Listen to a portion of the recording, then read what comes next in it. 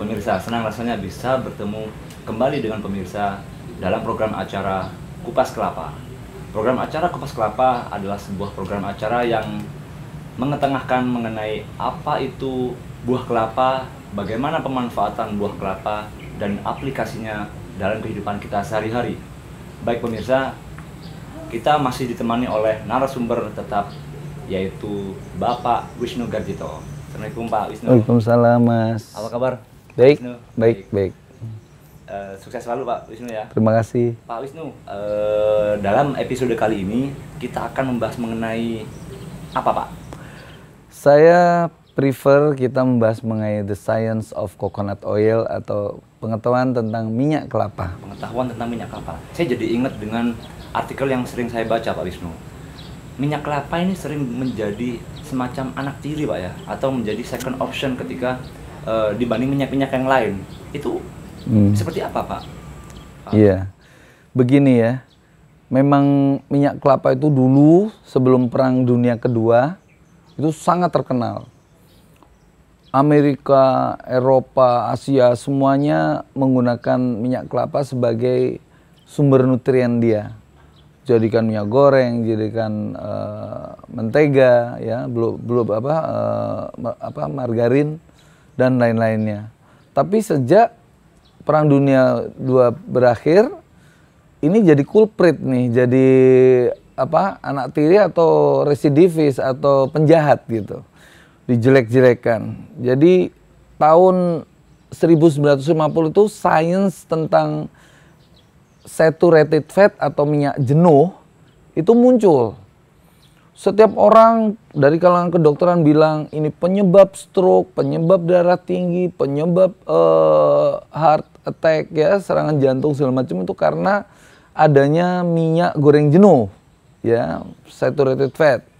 Pada saat itu semua dihantam satu, terutama kelapa. Yang tidak dihantam itu justru minyak-minyak yang sifatnya sebetulnya non-dieter. Seperti minyak bunga matahari, minyak kedelai, minyak jagung. Itu non-dieter, sebenarnya tidak layak untuk dikonsumsi dalam jumlah banyak gitu. Nah, akhirnya jatuhlah industri minyak kelapa ini. Namun sejak tahun 1975-an gitu, dunia sains mulai tahu bahwa ternyata minyak jenuh saturated fat itu terbagi jadi dua. Ada yang medium chain triglyceride ya, atau medium chain fatty acid, dan ada yang long chain triglyceride LCT. Nah, minyak kelapa itu bukan long chain triglyceride, bukan saturated fat rantai panjang. Yang rantai panjang itu gaji, ya lemak. Kalau minyak kelapa ini medium chain yang justru penuh dengan nutrisi bermanfaat untuk tubuh kita, asam laurat lah, ya, vitamin ini, vitamin itu. Nah, jadi dalam hal ini ada ketidakadilan. Ada ketidakadilan, berarti ada perlakuan semena-mena mungkin seperti itu Pak. Betul. Pak, ya, terhadap minyak kelapa. Berarti karena ada perlakuan semena-mena, berarti ada benefit yang mungkin orang belum banyak ketahui tentang minyak kelapa. Betul. Kita tahan dulu penjelasannya Baik, Pak Wisnu ya. baik. Kita lanjutkan kembali. Pemirsa, jangan kemana-mana, kita akan kembali setelah jeda iklan yang satu. Kita bertemu kembali dalam program Kupas Kelapa. Nah Pak Wisnu, tadi sempat saya tanyakan mengenai mitos-mitos atau stigma masyarakat yang sudah terlanjur ada mengenai Kupas Kelapa, dan Bapak juga menjelaskan. Namun tadi ada sempat kepotong Pak, bisa dilanjutkan Pak? Ya, alasan bagaimana kelapa kok jadi jelek sudah saya terangkan tadi ya. Dulu kenapa kelapa itu dianggap jelek, jadi culprit bahasa Inggrisnya, jadi buronan, karena kelapa ini dihidrogenasi dalam bentuk atau form hydrogenated fat, kayak mentega, margarin, aneka produk yang berbauran dengan emulsifier, sehingga orang-orang yang makan snack segala macam ya terpapar dengan hydrogenated fat tadi yang berubah menjadi trans fat. Nah, trans fat memang bahaya. Trans fat bahaya. Padahal minyak kelapa kalau tidak dipanaskan, tidak dihidrogenasi, dipanaskan sampai suhu 300 derajat, itu tidak akan berubah menjadi trans fat, dia stabil. Beda dengan minyak lain. Minyak lain itu kalau dipanaskan langsung berubah menjadi minyak trans dan itu bahaya. Nah, dalam hal ini kalau minyak yang sudah mengalami trans fat itu akan menjadi hambatan kesehatan dalam sistem sirkulasi kita, sistem sirkulasi darah. Dan itu akan merusak jantung, merusak otak dan sebagainya. Ya, itu betul. Tapi seperti kita tahu bahwa pure coconut oil, artinya minyak kelapa murni seperti yang sekarang kita pegang ini, baik yang di dalam negeri punya saya maupun yang di Cekoslovakia ini ya, Cekoslovakia, terus ini dari Turki ya kan, itu nggak mengandung trans fat sama sekali dan ini pure, makanya disebut akhirnya virgin coconut oil, bukan minyak goreng kelapa, bukan coconut cooking oil. Karena kalau coconut cooking oil itu dibuat dari kopra. Kopra sudah mengalami kerusakan. Kalau ini tidak. Dan ini murni. Kalau kelapa kan kena sinar matahari, dipanasi segala macam. Kalau ini enggak, suhunya beku. Ketiga, tuduhan yang merusak citra dari kelapa ini yang katanya merusak jantung karena heart attack, merusak otak ya, stroke segala macam, belly ya, perut yang gendut. Itu sudah dipatahkan dengan riset-riset dunia yang mengatakan bahwa ini justru medium chain fatty acid yang meluruhkan kolesterol, yang meluruhkan lemak-lemak. Karena setiap sendok makan minyak kelapa ini mengandung 119 kalori. Dan itu akan dibakar langsung dalam tubuh. Akhirnya runtuhlah citra buruk itu. Sekarang orang-orang bule mengembangkan ini sampai di luar negeri, lihat kemasannya bagus-bagus. Ini di luar negeri harganya 500.000, sedangkan saya jual nggak sampai 500.000, hanya 100.000. Artinya apa? Artinya kita kompetitif. Ayo kita serang dunia. Kita jangan lagi berdiam diri, tapi terangkan kepada dunia bahwa minyak kelapa ini sehat. Dan Indonesia paling banyak pohon tanaman kelapa ini. Mari kita bersama-sama memajukan ini dalam pengembangan agroindustri kelapa. Begitu, Mas. Baik. Berarti minyak kelapa sangat berbeda, Prof ya, dengan minyak yang lain, seperti yang Prof jelaskan secara ilmiah tadi, Prof ya. Sangat beda, sangat beda. Jadi kalau minyak kelapa ini basisnya adalah medium chain fatty acid, unsur utamanya adalah asam laurat, di mana asam laurat kalau sudah melalui mulut kita dirubah oleh enzim amilase, lipase, dalam perut juga lipase dihancurkan, kemudian langsung kelenjar portal di hati masuk dalam sirkulasi darah kita, dan itu akan mendandani sistem imunitas kita. Itu akan kita bahas pada pertanyaan kedua nanti kalau berguna. Baik. Nah, berarti berbicara tadi benefit minyak kelapa jika dibandingkan dengan minyak yang lain. Nah, yang saya penasaran, Prof, nutrisi apa saja yang ada dalam kelapa itu tadi, Prof? Baik. Nutrisi kelapa, khususnya minyak kelapa ya, kita bisa minyak kelapa. Kan dalam kelapa, daging kelapa itu kalau dipecah menjadi protein, selulose, air, dan minyak. Nah, kalau kita bicara minyak kelapa, itu terdiri dari bermacam-macam isi nih. Ada asam lauratnya, ada asam miristat, palmitat, dan sebagainya. Tapi yang paling utama dari minyak kelapa murni ini adalah asam laurat. Nah, asam laurat inilah yang justru menjadi sumber kesehatan kita. Pertama, dia memiliki kalori sekitar 116 kalori per sendok makan. Nah, kebutuhan kita berapa? Misalnya dalam sehari kita butuh 2.500 kalori. Berarti kita butuh dari nasi berapa, dari karbohidrat lain berapa, lemak berapa, minyak berapa. Kalau kita makan 5 sendok makan sehari VCO atau minyak kelapa ini, kita sudah cukup terpenuhi kalorinya tanpa harus menjadi gendut, begitu ya, karena langsung dibakar langsung, begitu. Itu tidak masalah, Prof, ya, berlebih. Artinya jika tadi kebutuhan lauric acid kita tidak dipenuhi dari yang lain, iya, cukup dari 5 sendok itu masih nggak masalah, Prof? Kalau usia saya bukan 5 sendok, kalau usia saya adalah patokannya 1,5 ml kali berat badan. Nah, berat badan saya sekitar 70 kilo, sehingga saya butuh kurang lebih 100 ml per hari. Artinya seukuran seperti ini. Ini saya sehari minum ini, mengkonsumsi ini. Ini saya kasih biasanya ke nasi, diaduk jadi seperti nasi uduk, ke sayur, atau saya minum langsung, kasih minuman coklat segala macam, sehingga habis. Jadi saya nggak perlu terlalu banyak makan nasi, sehingga kebutuhan nasi orang Indonesia itu harusnya sudah bisa direduksi banyak sekali. Kita kekurangan nasi besar sekali. Jadi kalau one day no rice, orang jadi tersiksa karena jadi lapar. Insya Allah dengan ini jadi tidak lapar ya, dengan apa namanya, dengan VCO ini, karena merasa kenyang dan energinya terpenuhi. Kedua ya, selain imun sistem itu metabolisme, karena dia memperbarui organ tubuh kita, antibakterial, antiviral dan sebagainya, sehingga sistem kekebalan, metabolisme dan energi terpenuhi, 3 aspek. Nah, 3 aspek itu terpenuhi sudah cukup bagus dong untuk suatu produk. Baik, baik, menarik Prof penjelasannya. Namun pemirsa, jangan kemana-mana, kita akan tetap pemirsa. Kita masih ada di program acara Kupas Kelapa, masih bersama Pak Wisnu Garjito.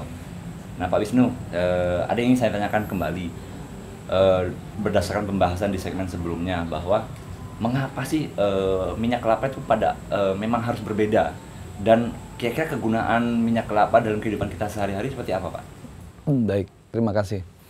Jadi perlu diketahui bahwa tadi saya sudah sebutkan minyak kelapa itu isinya terutama adalah asam laurat.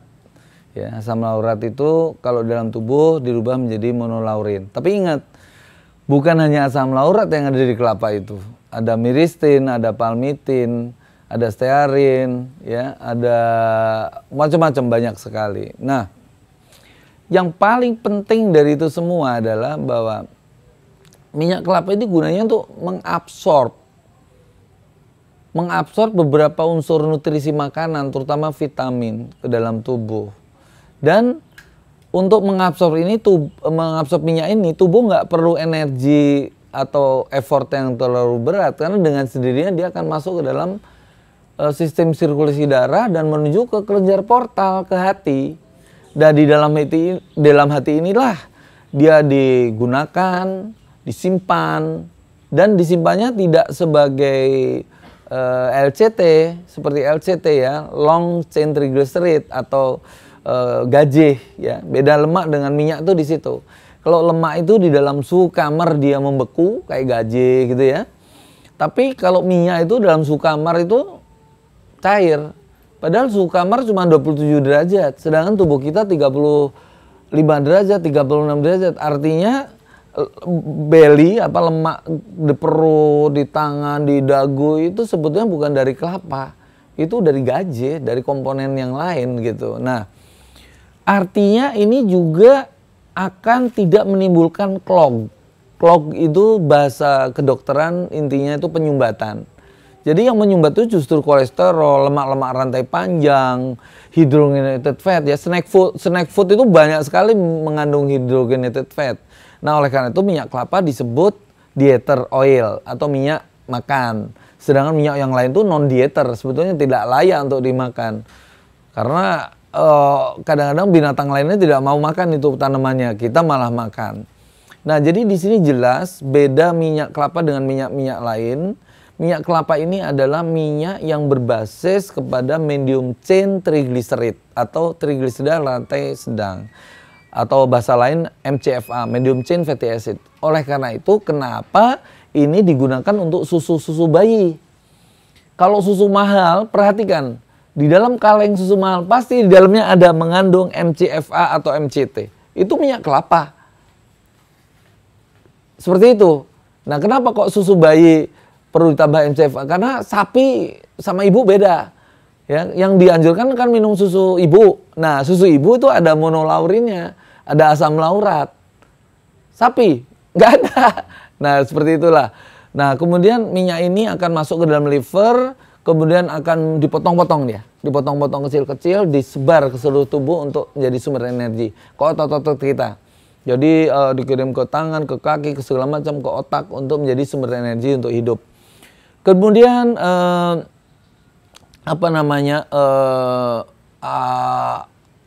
minyak kelapa yang katanya berbahaya itu ketika digunakan sebagai minyak atau makanan, ya minyak itu untuk minyak goreng, makanan itu seperti margarin ya. Margarin zaman sekarang itu bukan margarin yang terhidrogenasi, bukan. Sekarang pembuatan margarin atau mentega itu tidak menggunakan teknik hidrogenasi, tapi menggunakan asam dan unsur-unsur yang lain, misalnya unsur pembeku, emulsifier. Nah, sehingga amanlah seperti itu. Jadi jangan takut menggunakan minyak kelapa, dan minyak kelapa ini manfaatnya memang 1001 macam. Mungkin nanti akan saya bahas berikutnya. Demikian. Jadi apa itu lauric acid, Pak Wisnu? Baik. Lauric acid itu bahasa Indonesianya asam laurat, yaitu asam lemak yang bersifat asam karena mengandung hidrogen, di mana karbonnya ada 12. Jadi rantai sedang, ya. Karena rantai sedang, dia mudah diabsorpsi dalam tubuh dan dia berupa trigliserid. Dan kalau dimasuk dalam tubuh, kena enzim amilase, dia pecah menjadi monolaurin namanya. Nah, monolaurin inilah yang bisa meningkatkan HDL, ya, high density lipoprotein, yang disebut good cholesterol. Justru kita butuh HDL.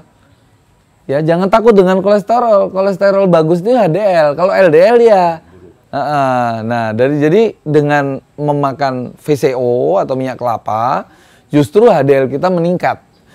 Yang kedua, HDL monolaurin ini juga bersifat antimikrobial, antiviral, antifungal, anti macam-macam yang sifatnya anti dengan patogenik organisme atau organisme yang berbahaya untuk tubuh. Nah, inilah yang dimaksud dengan monolaurin. Jadi jangan takut. Monolaurin itu adalah asam lemak rantai sedang, tidak akan disimpan dalam tubuh dalam bentuk gajih lemak, ya, tapi dia dibakar langsung oleh tubuh. Nah, dalam hal ini fungsi-fungsi yang saya sebut antiviral, antifungal, antibakterial itu akhirnya digunakan untuk menghancurkan herpes, menghancurkan flu, measles, menghasilkan hepatitis, candida dan sebagainya, semua, Alzheimer dan seterusnya. Nah, itulah monolaurin. Monolaurin awalnya dari lauric acid. Lauric acid, ya. Jadi bagaimana mekanisme minyak kelapa itu memerangi penyakit yang timbul dalam tubuh kita? Baik, pertanyaan bagus sekali. Pertanyaan bagus sekali. Jadi ketika minyak kelapa ini masuk ke dalam tubuh dan dirubah menjadi monolaurin, dia akan menghancurkan organisme mikro yang bersifat patogenik. Patogenik itu yang bisa menimbulkan penyakit, dengan cara meluruhkan dinding organisme ini. Jadi bakteri, virus itu dindingnya itu dari lipoprotein. Kayak kita ini protein juga lipo, cuman dia lebih kecil. Nah, ketika lipoprotein ini dimasuki oleh monolaurin, itu dindingnya jadi hancur, jadi luruh. Jadi bukan membunuh seperti antibiotik, tapi dia meluruhkan lipoprotein ini, sehingga lipoproteinnya ini itu berantakan kayak kita makan nasi dikasih sop. Nah, air sopnya ini meluruhkan nasi tersebut sehingga nasinya tidak lengket lagi, jadi ambiar gitu ya. Seperti itulah kurang lebih proses membunuh patogenik acid tersebut, patogenik organisme. Nah, kemudian berbicara dengan mekanisme tadi memerangi penyakit, Pak Wisnu. Nah, berarti ada hubungannya juga dengan imunitas tubuh. Itu bisa dijelaskan, Pak? Ya. Nah, ketika kita makan VCO, semua bakteri mati, virus mati, protozoa mati, yang berbahaya ya. Kalau yang nggak berbahaya nggak mati, dia tetap hidup. Akhirnya tubuh itu menciptakan daya tahan tubuh sendiri, bukan dibantu oleh obat-obat antibiotik. Tubuh sendirilah yang memerangi bakteri, virus, protozoa itu secara alami oleh tubuh itu sendiri. Karena tubuh menjadi kuat, metabolismenya tubuh bagus. Artinya dia memproduksi T-cell, memproduksi sel darah putih untuk memerangi penyakit-penyakit itu. Begitu. Nah, Pak Wisnu, berarti apakah bisa minyak kelapa mengatasi inflamasi atau peradangan? Ini yang perlu diketahui oleh teman-teman saudara semua sebangsa setanah air, bahwa sumber dari semua penyakit itu adalah karena adanya peradangan atau inflamasi. Ya. Nah, kelapa bisa mengatasi inflamasi ini. Jadi sakit jantung, sakit stroke, sakit apa saja dalam tubuh itu berawal dari peradangan. Berada di situ. Nah, kita bisa mengatasi ini kalau makan VCO yang menjadi tugas untuk menghentikan peradangan itu adalah minyak yang paling pendek rantai karbonnya.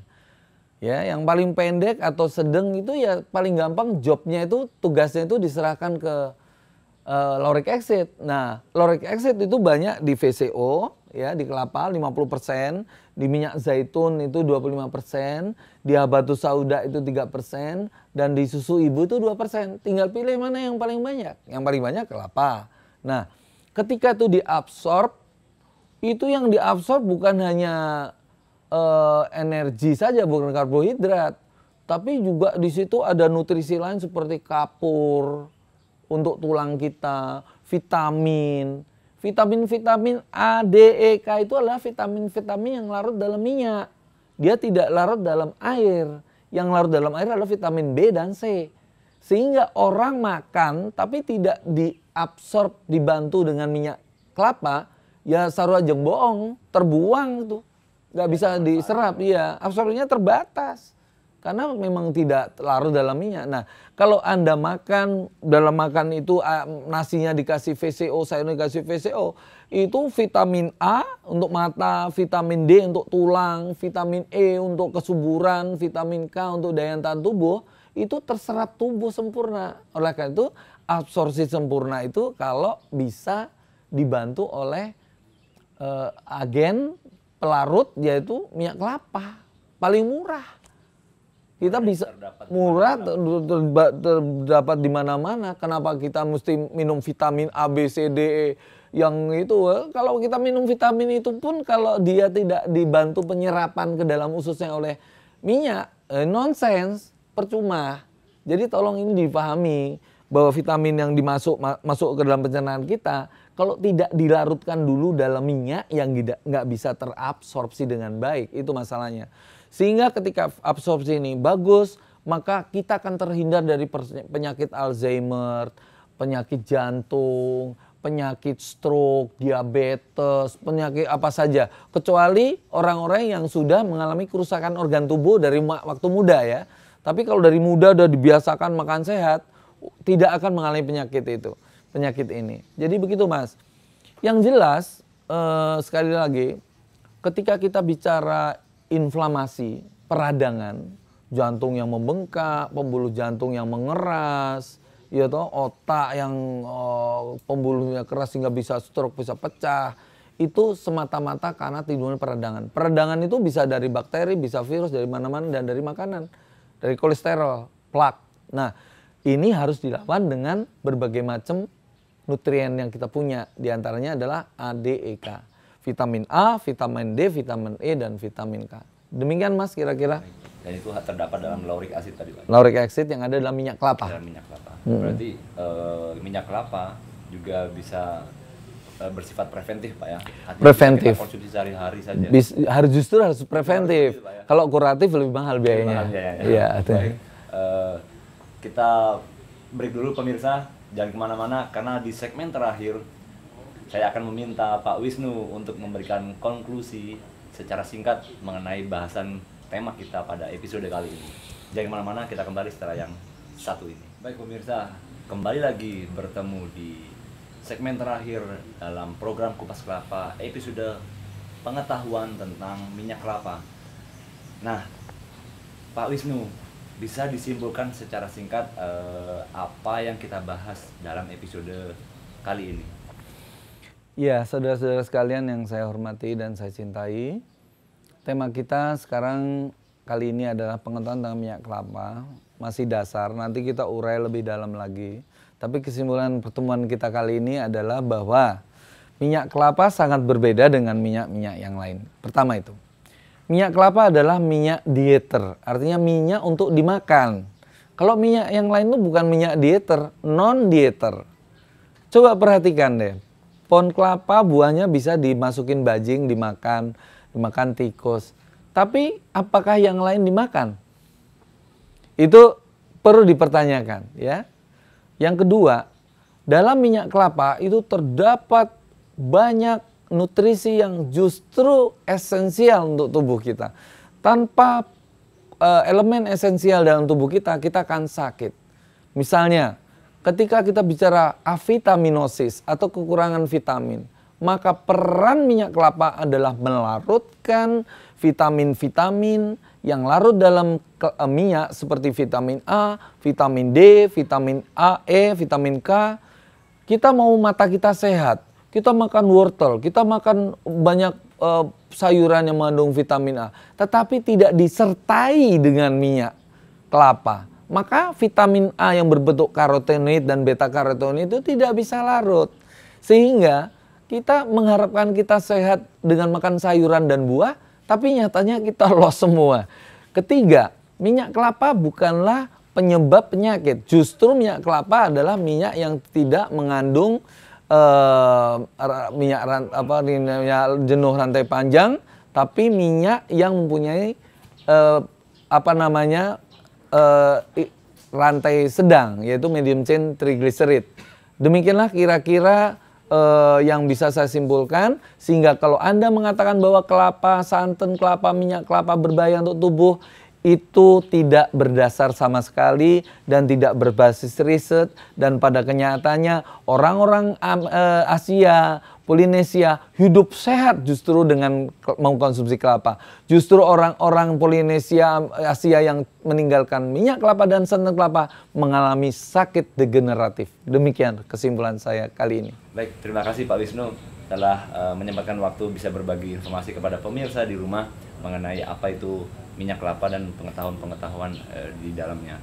Baik pemirsa, tetap saksikan program Kupas Kelapa episode-episode berikutnya, tentu dengan bahasan-bahasan yang lebih luas mengenai manfaat minyak kelapa dan buah kelapa.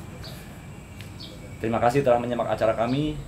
Wassalamualaikum warahmatullahi wabarakatuh.